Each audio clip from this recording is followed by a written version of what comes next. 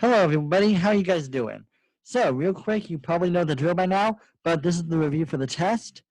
If you have any questions, please post them on Teams here. We also have the other classes.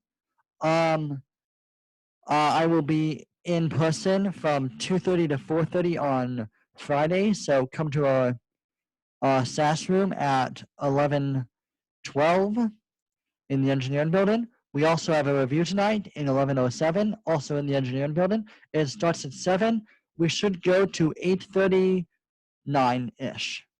And with that, we'll get on with the test. And be sure to ask any questions if they cross your mind. So in this first question, we have a vertical rod hinged at its lower end, and it's attached to a cable at its upper end. A horizontal force is applied to the rod as shown. And if the point at which the force is applied is moved up, so this is like moved up, does the tension in the table increase, decrease, or remain the same? So this is a pretty simple one. It has to do with torque. So if we recall, torque is equal to sine of the angle between the force and the rod times the force times the distance. So right here, this would be the distance of F between here and here. And this would be the distance T. So what we do know is that the angle here will not change. As we move F upwards, the force here will increase. So the torque from our force will become greater. As a result, the torque from our tension here also needs to increase. So since we can't change the distance and the angle can't change, that means that we have to increase the force from the tension here. So the tension increases.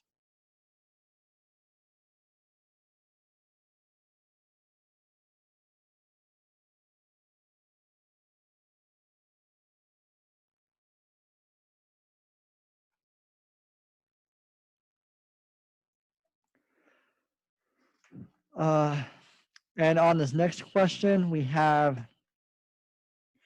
want to know the acceleration due to gravity on the surface of a planet where mass is 10 times the mass of Earth and the radius is 20 times the radius of Earth. So that's pretty simple. What that is force is equal to mass times acceleration. And then if you look on your equation sheet, you should get, if they at least give it to you right here, G, M1, M2.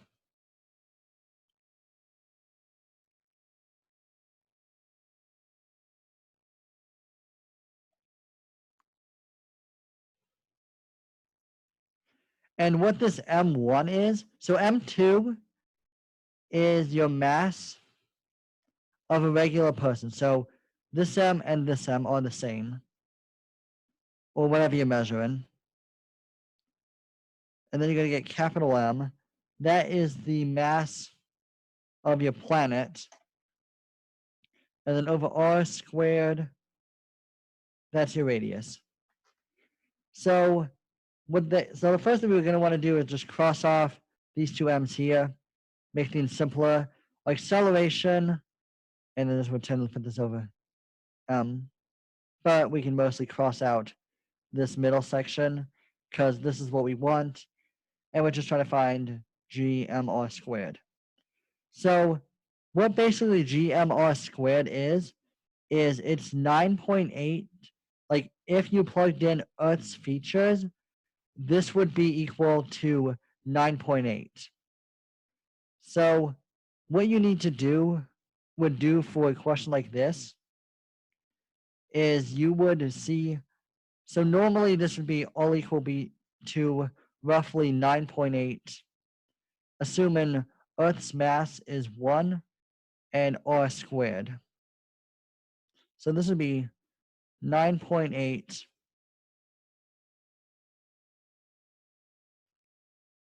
normally with regular Earth properties.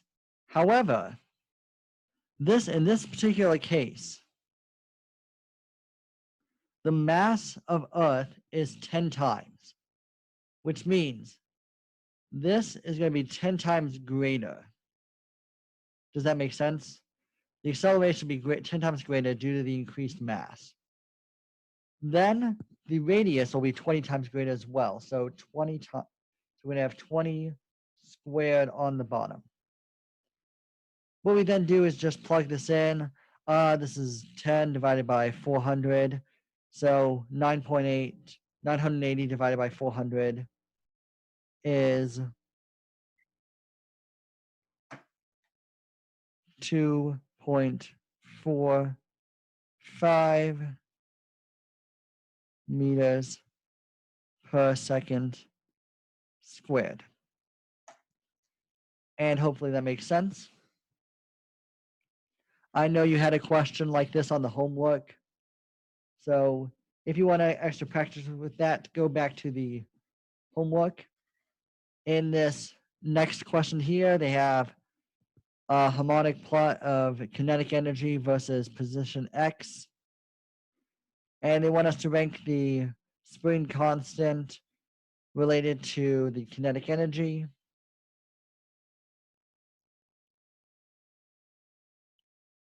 So generally, like the idea is the spring constant is kind of how tense the spring is. So in each of these, they're both going the same distance back and forth. I think we on B would be easiest first. So kinetic energy is more or less related to speed. The period is the time that it takes to go back and forth. So the period is the time it takes to go all the way to here and then back to here.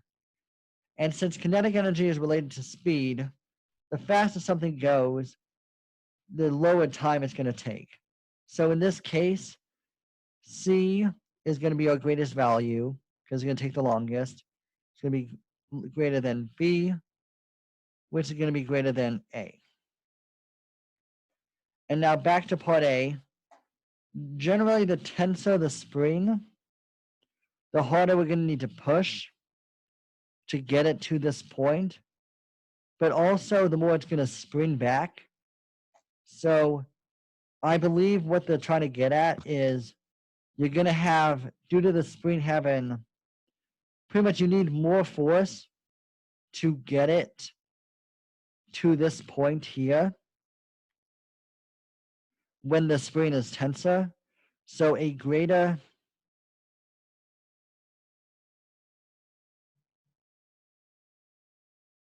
constant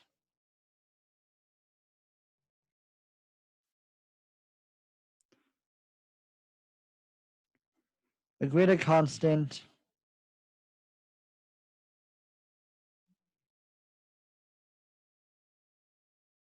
a greater constant means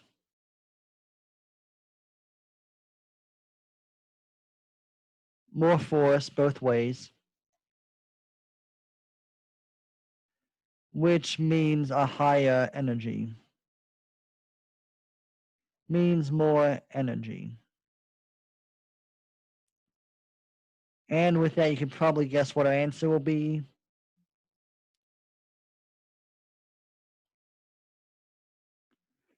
A is the best, which is greater than B. Honestly, if you ever have anything like this, always make sure to put B in the middle. Like, even if you don't know what to do, like usually like this middle one, just small test thing. You guys, yeah. And now they want to know water flows smoothly through a pipe. That's nice. It's shown in this figure, descending in the process. And they want to rank the 4 numbered sections according to the volume flow through rate through them. and the flow speed through them. So the volume is equal VO, because I like to do V for velocity, is equal to the area multiplied by the velocity, so VE. And let's go down to the equation real fast. One of the rules for water when it's flowing through pipes is that here, the velocity times the area is always going to be constant. So in this case, they are all going to be equal. 1 will be equal to 2, will be equal to 3, and will be equal to 4. Because if you think about it, for every amount of water you push in through 1, we have to have an equal amount passing through 2, at least assuming like the pipe is like continuously flowing and stuff. Like, I mean, if the pipe is full, you put in 1 cubic foot of water in 1, it has to go out through 2, 3, and then 4. So the flow rate will always be constant throughout any pipe system. Now they want to know flow speed. So going back to here, we know that the area times velocity is going to be equal to constant. So all we really want to do is, for this one, figure out when the area changes. If the area increases, the velocity will decrease. So the smallest area will produce the biggest velocity.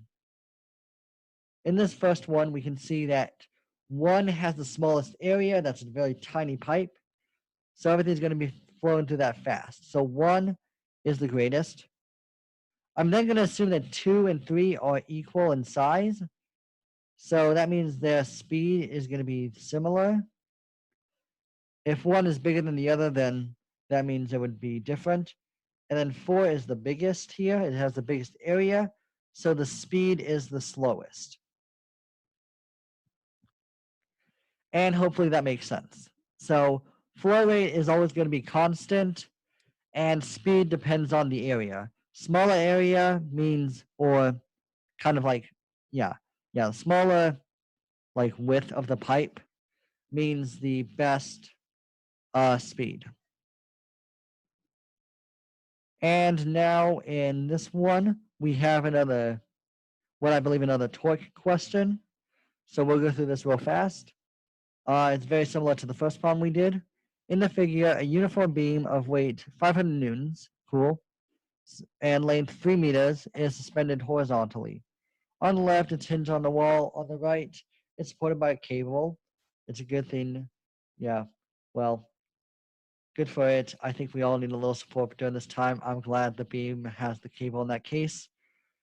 But since it's uniform, we can assume that the weight is going to be in the middle, because center of balance, it's going to be 500 newtons.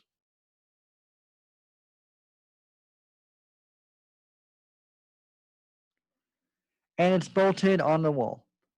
What they want us to know is the value of D, so how high it is up the wall, corresponding to this tension.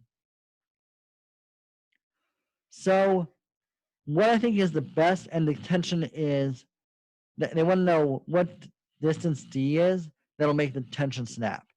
So whenever they want to know when something will snap, that means they want you to put the tension right to the breaking point. So the tension here is going to be 1,200 newtons. And what we're going to do here is just do another torque equation. So torque, if we do a torque from this point here, we see that we have 2 forces acting on it. We have the gravity going straight down, and the torque hitting up at an angle. Let's call this angle theta. And Now we just plug this into our torque equation. Since this is at an equilibrium, that means the torque has to be 0. So we got everything that's going down is equal to everything going up. Equals, so let's do up first. We have sine theta times 1, 2 newtons times, it's 3 meters long, so that means this distance here is 3 meters. That's our distance, 3 meters. We are then going to subtract that by everything going down. We have sine of 90 degrees because it's perpendicular. Sine of 90 is 1, so we can basically cancel that out. Times 500 newtons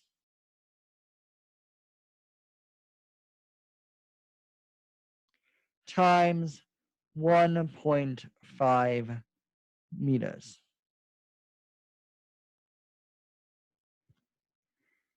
And we can assume that this value minus this value is 0, so we can set them equal to each other. So we have sine theta, going to multiply these two together to get 3,600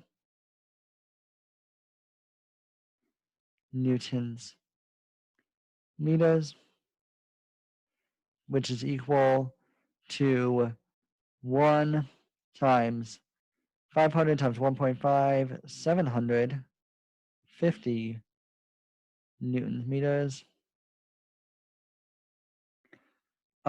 We can cancel units, divide 750 by 3,600.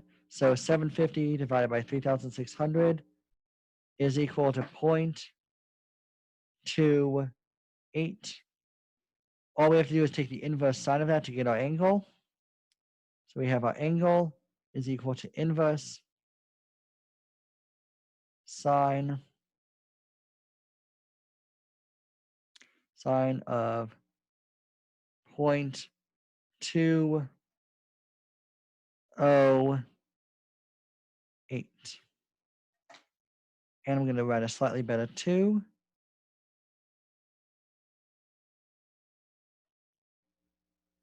All you have to do then is plug, oh, that was my bad. This should be sine of -1. Very important to have that. Otherwise, we are going to get a much different value.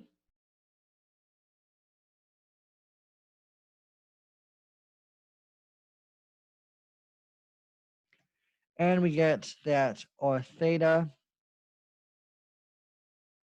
is equal to roughly 12 degrees.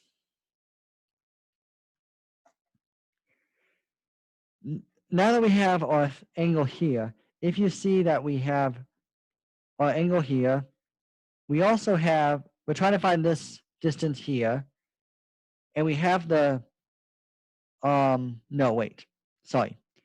We do not have the length here. We do have the length here. So if you recall, we, the name for what we do when we have the opposite, we want the opposite length.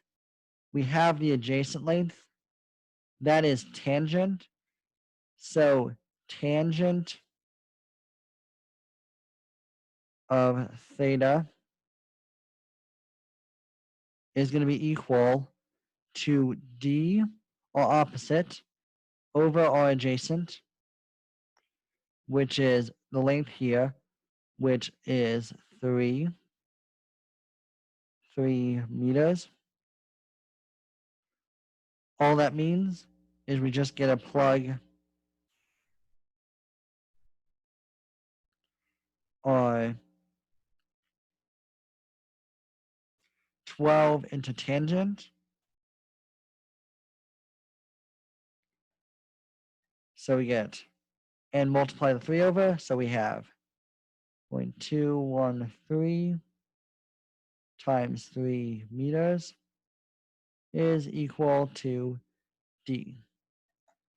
And that gives us a pretty solid answer of 0.64 meters is equal to D. Now on to the second part. They want to know, to prevent the cable from snapping, should D be increased or decreased? So to prevent the cable from snapping, that means we want to lower the tension.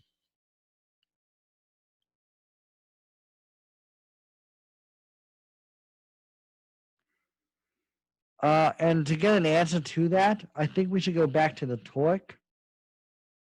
So the torque from this part isn't going to change. What we need to do is, to get a lower value here, we need to change one of these two values so that our torque here so that our force here can be lower. We can't necessarily change this one. We can change sine theta, because increasing the distance here will increase the angle, decreasing it will decrease the angle. So if we want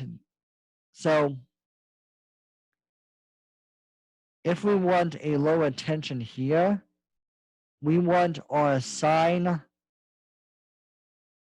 theta value to be higher.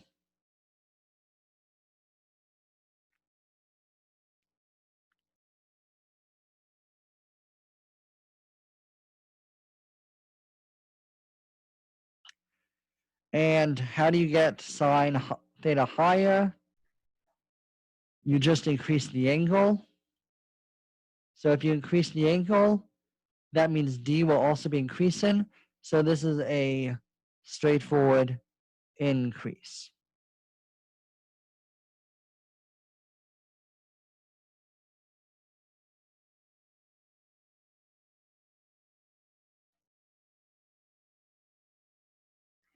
All right, and now let's go on to the next problem. This one is another water one. In this one, the figure has a cross-sectional area of 0.74, I think, and water flows in at, so that's area and velocity. Outlet distance of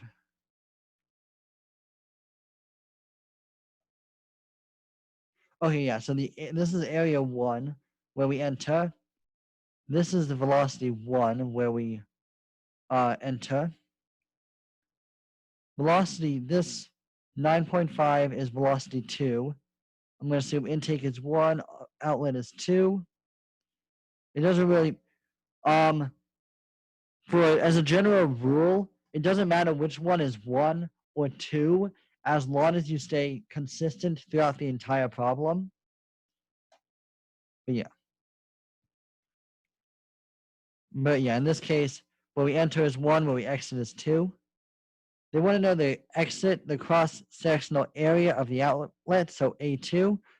So that's pretty simple. We just plug it into A2, V2 is equal to A1, V1. As we discussed earlier, since this has to stay constant, all we have to do now is plug our values in. So we're going to get 0.74 times 0.4 divided by 9.5. That picked up a lot of speed.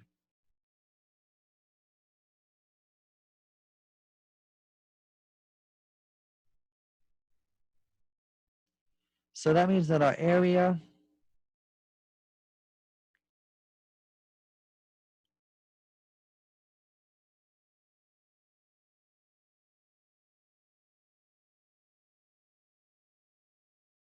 .74 times 0.4 divided by 9.5.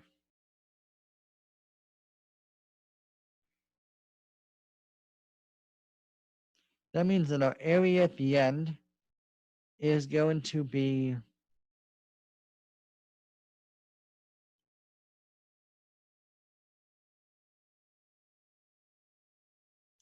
0.0311.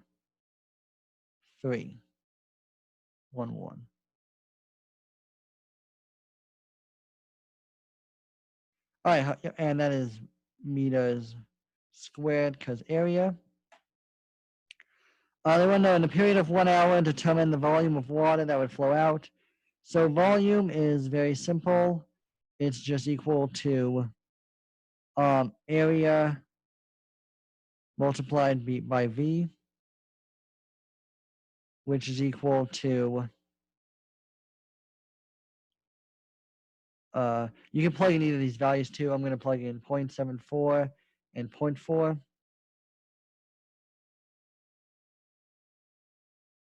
Equal to 0.296 meters cubed per second. All right. However, this is not our answer because they want to know in the period of 1 hour.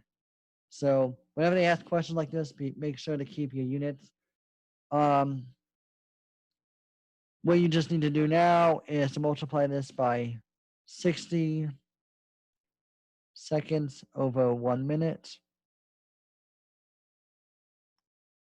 And then 60 min over, yeah, oh well. Well, you guys get the idea, 1 hour. And that gives us our final value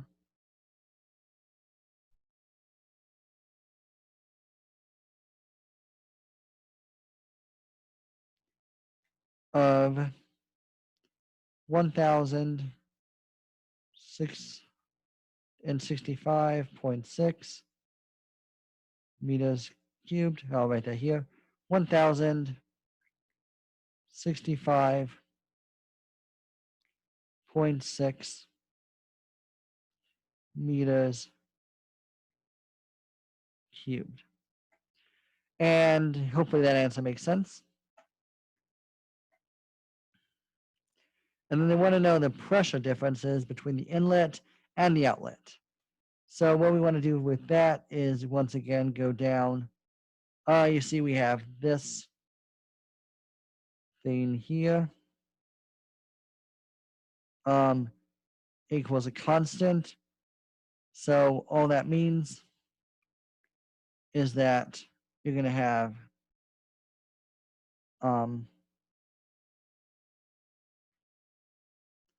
P1 plus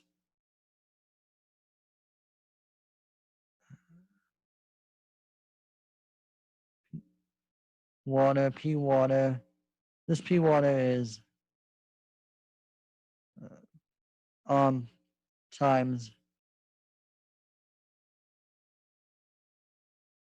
V squared. And let me just double check the equation. Yeah, 1/2 V squared plus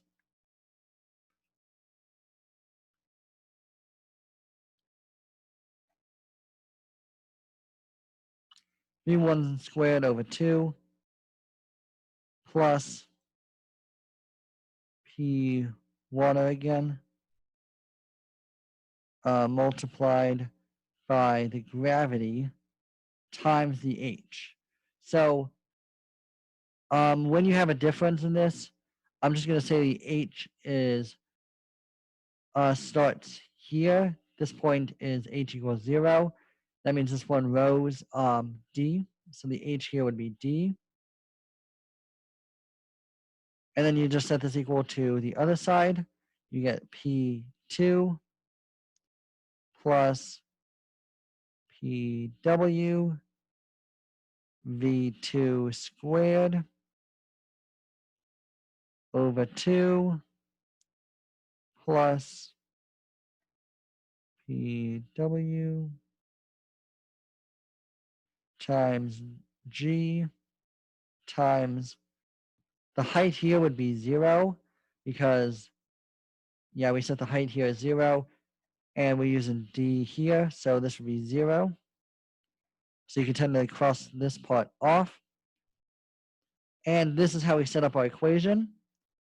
All we want to do is plug in our values. They also want to know the pressure difference. So what we're going to want to do is, I would say, subtract P1 over here, subtract this one over here. We want to know the difference between the two P's. So we're going to get P2 minus P1 is equal to PW V1 squared over 2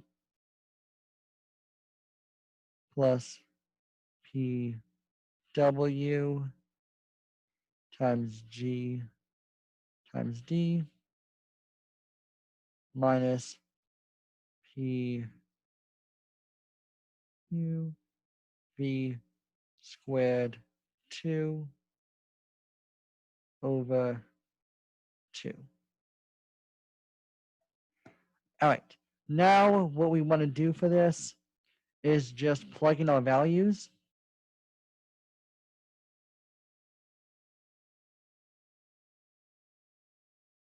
Let's take PW out of this real fast.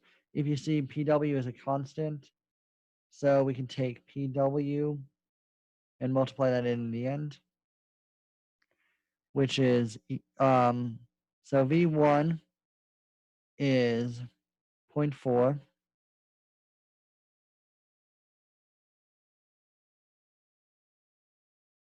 over 2 plus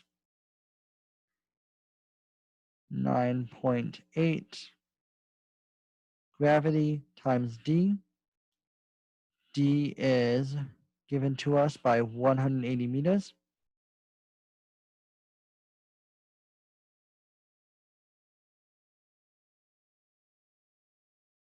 We are then going to subtract this by the velocity of 2, which is 9.5 squared over 2.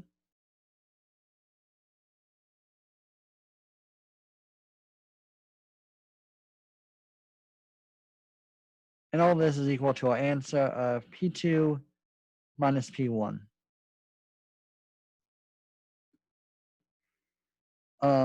Now all you want to do is just multiply these out and get your answer.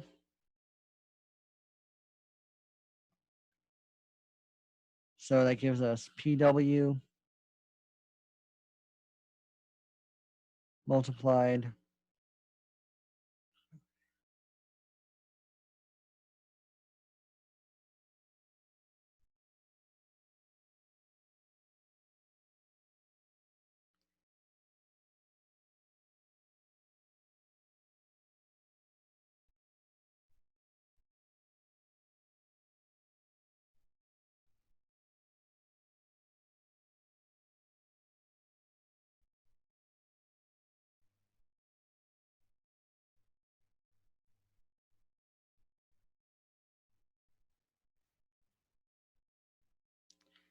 and that should give us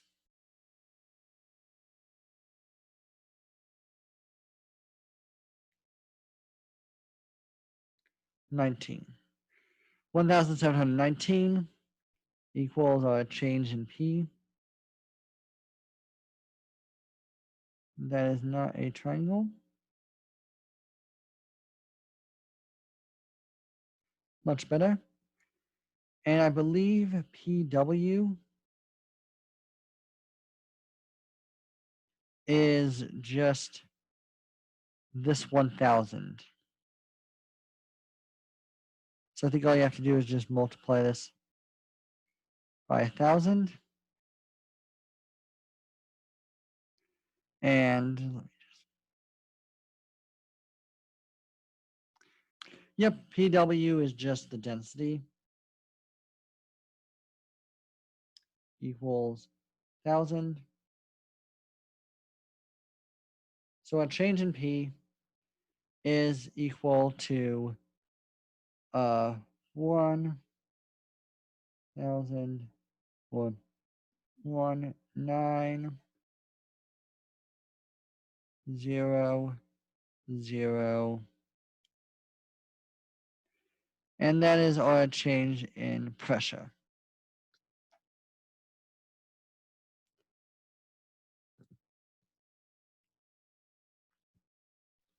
On to our next problem. A particle undergoes a harmonic motion.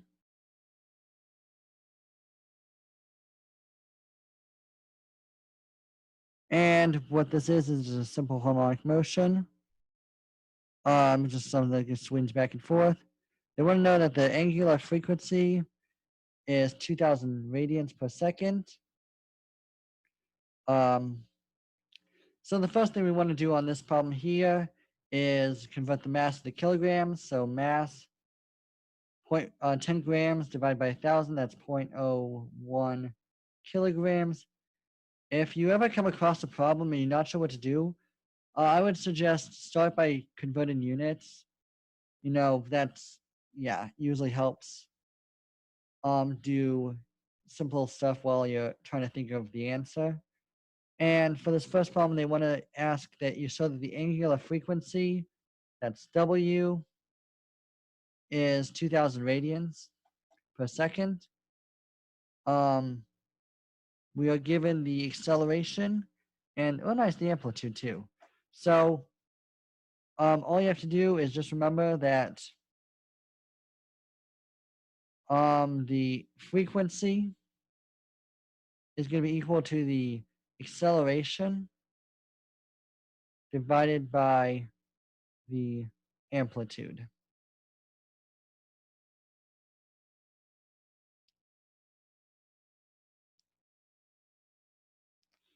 And then you take the square root, so that is 8,000 divided by, oh, this is also millimeters.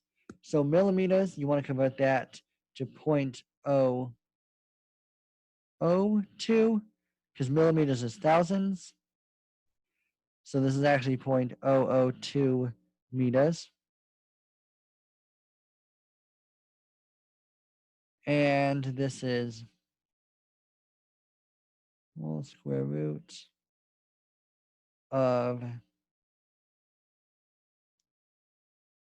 8,000 over 0.02 meters over seconds squared. This gives us, I believe it's like 4 times 10 to the 6th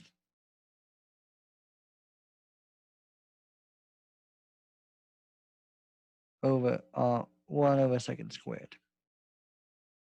And that's just equal to 2,000 times 1 over time, seconds. Now all we want to do is just determine the period of the motion. So determine the period. That shouldn't be too bad. All we have to do with that is get our thing here and our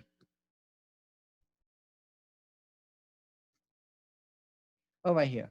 We have that our W here is equal to our period T under 2 pi. So just reversing that equation, we have T equals 2 pi over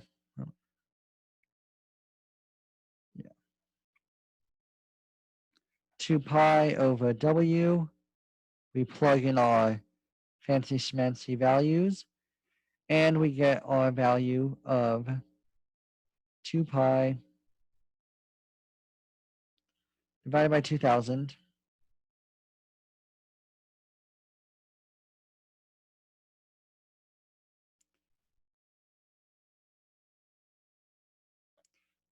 which equals 0.003 seconds. They want to know the maximum speed of the particle. I believe all you have to do with that is just take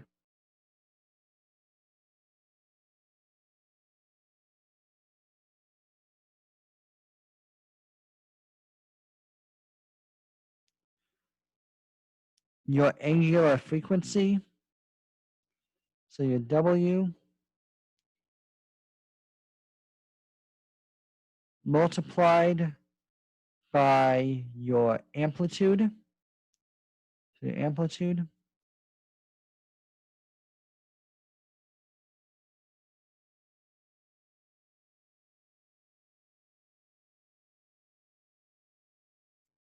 which is going to be equal, amplitude, that's XM, I believe.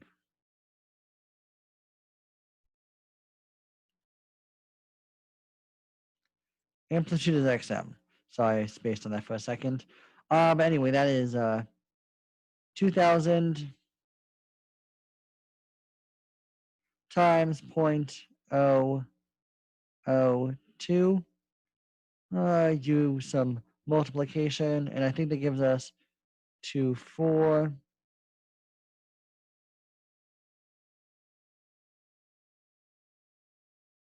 This is 1 over seconds. This is meters. 4 meters. Wow. Yeah, sorry, my handwriting's not that good. It's a little late in the night, and my brain is beginning to go a little bit, and with it, my drawing ability, or what little I had.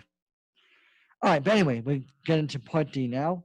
They want to know and determine the total mechanical energy of the oscillator. Cool, so let's go down to the equation sheet, look for energy. Right here, very nicely defined right here. I believe all we have to do there is just take our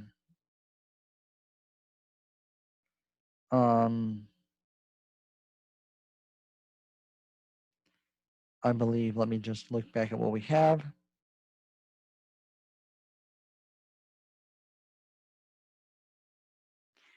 Unknown constant. We have the angular frequency. Oh, maximum speed, yes. We just calculated Vmax.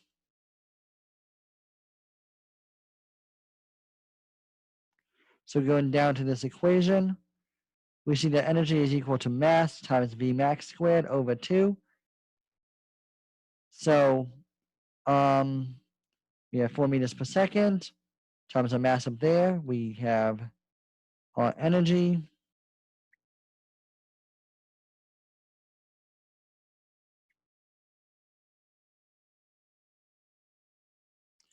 times 0.01 kilograms. And that is equal to 0.04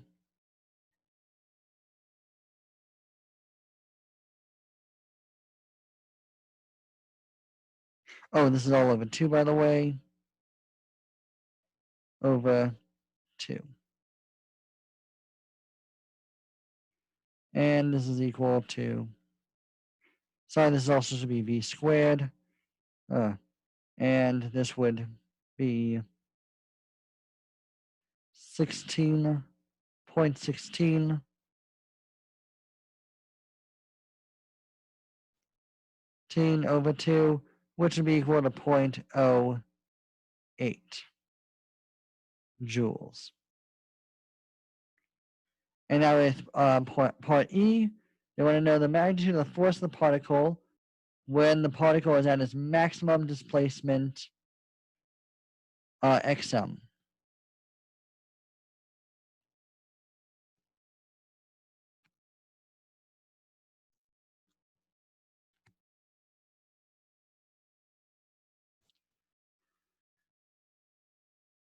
So let's go down to the equation sheet again.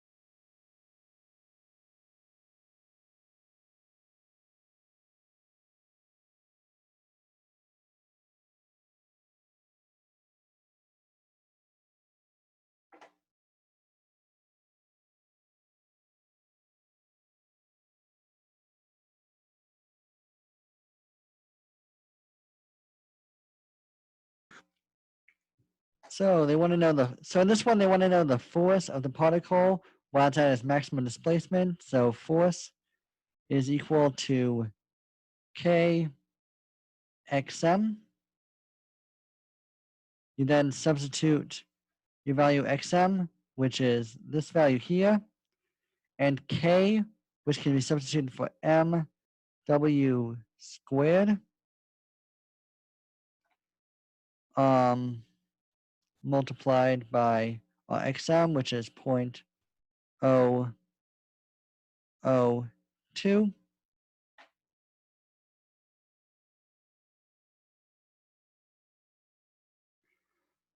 You then take your values and plug them in here.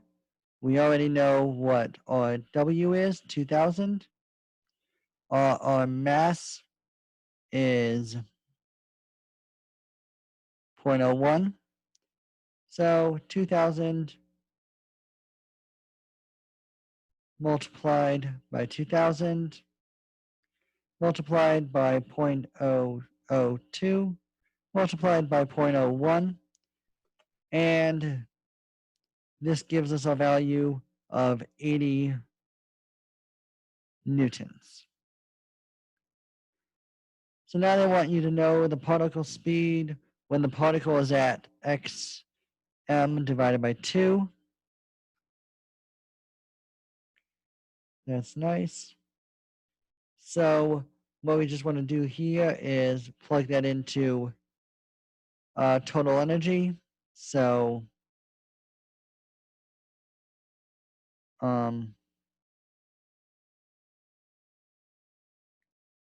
you just plug your value here. So energy is going to be consistent.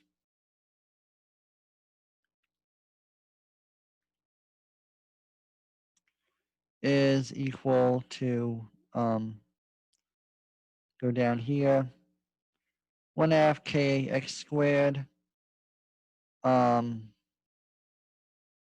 1/2 mv squared. We know here k can be substituted for mw squared, so mw squared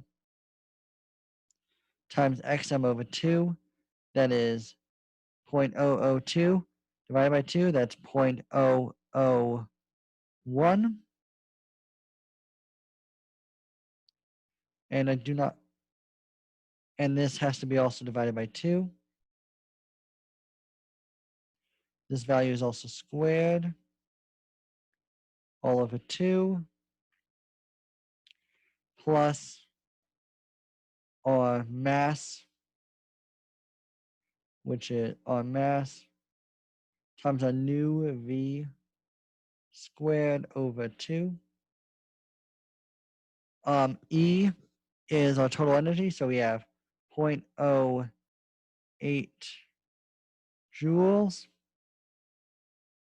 is equal to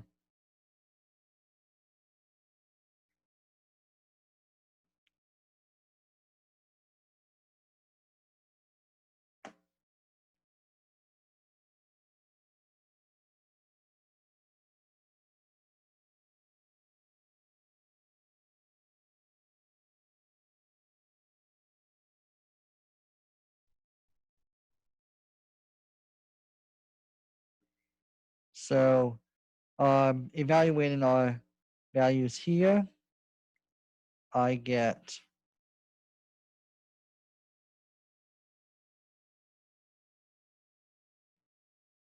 0.02 joules plus 0.005 V squared. So all we have to do there now is just subtract this over. That's 0.06 divided by 0.005 kilograms. And we should get our value. So 0.0, sorry, point. So plugging that in, we have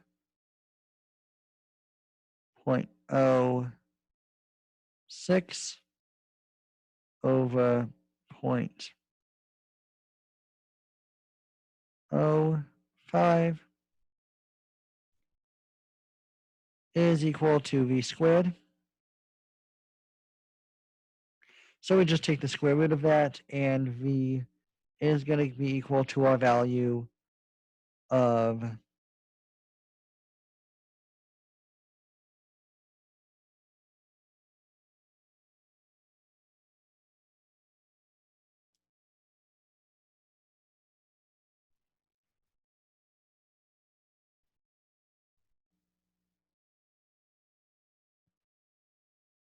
3.464 meters per second. Now we're going to a planet with a hypothetical mass of this big number, a radius of this number, no atmosphere. A space probe is to be launched vertically from the surface. If the probe is to achieve a maximum distance of 8 this distance from the center of 0, determine the kinetic energy with which the probe is launched from the surface. So this is a pretty simple one. Just remember the conversion of the energy thing. K initial plus potential energy initial equals K final. K final will be 0 because they wanted the maximum distance. And the maximum distance is not going to have any more speed. So that's going to be 0 plus P final. So you can cross this one off. If you go down to the thing here, you see that gravitational potential energy is Gm big M small m over R. So our potential initial will be big G times big M. Big M is our planet, so 5, 10, 23rd times 10 over 3, 10 to the 6th. P final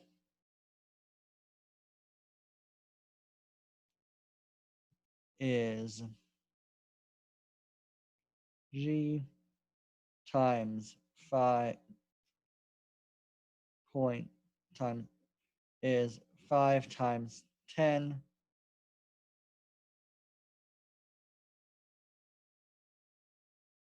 G times 5 times 10 to the 23 times another 10 divided by the radius, which is just the height from the center, of 8 times 10 to the 6. And I believe this gives us an answer. I'm going to skip over the calculations. All you want to do is just do K initial equals P final minus PI. And that should give you, I believe it's 6.9 times 10 to the 7th. This review feels like it's running long, so I won't bore you with the calculation. Let me just double check. 6.9 yep, to the 7th. And now that you have that, the launch speed, that's just kinetic energy, equals mv squared over 2, which equals 5 times v squared. Kinetic energy is this. You divide it by 5, then take the square root. So 6.9 divided by 5. And then you take the square root. Divide this by 5, then take the square root. And you're going to get V is equal to, I think it's 3,700 meters per second. On to the final problem. We have an ion anchor of density, blah, blah, blah, appears 200 newtons lighter in water than in air.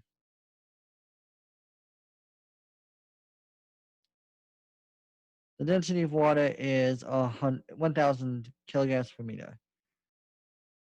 Body diagrams. So we're going to assume that somebody's holding this box. Let's do air first.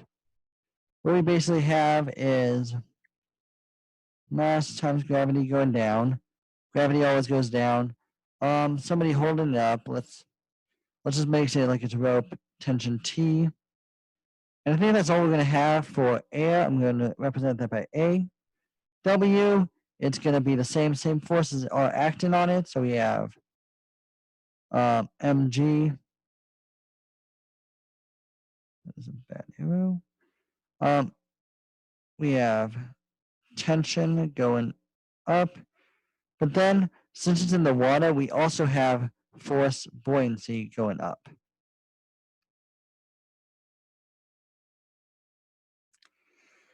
And now they want us to determine the volume of water. In order to do that, we have to determine the buoyancy. So to do that, we just need to write out this equation. Force buoyancy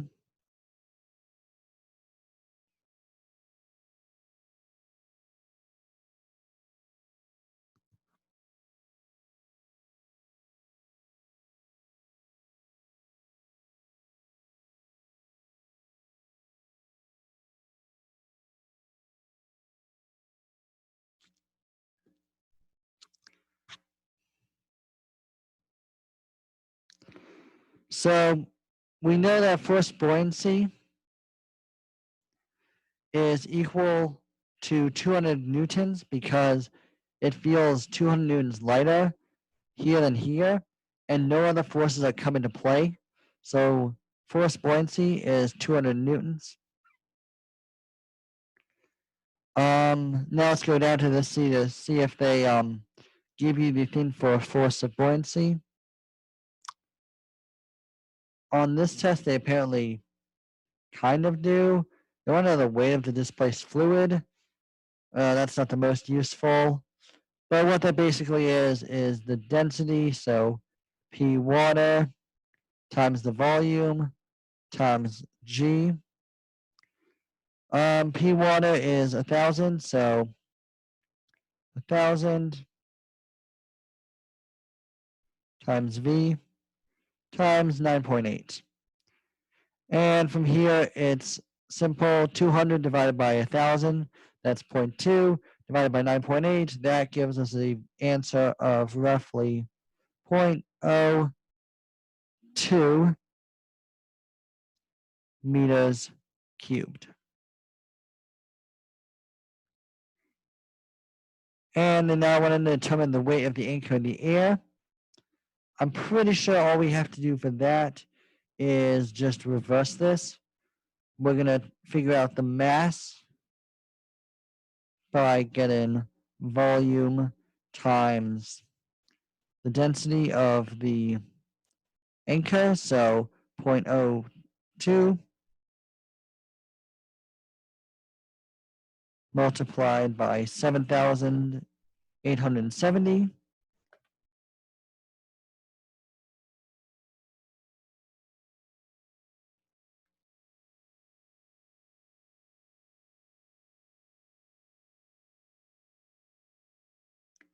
equals 157.